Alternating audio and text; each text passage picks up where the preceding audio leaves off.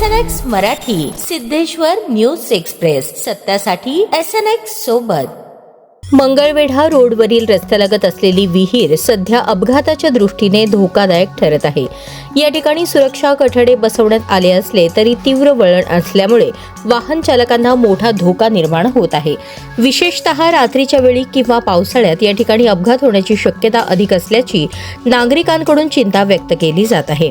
त्यामुळे संभाव्य दुर्घटना टाळण्यासाठी प्रशासनाने या ठिकाणी अतिरिक्त सुरक्षा उपाययोजना, इशारा फलक, रिफ्लेक्टर तसेच आवश्यक ते संरक्षणात्मक काम तातडीने करावे अशी मागणी नागरिकांकडून करण्यात येत आहे.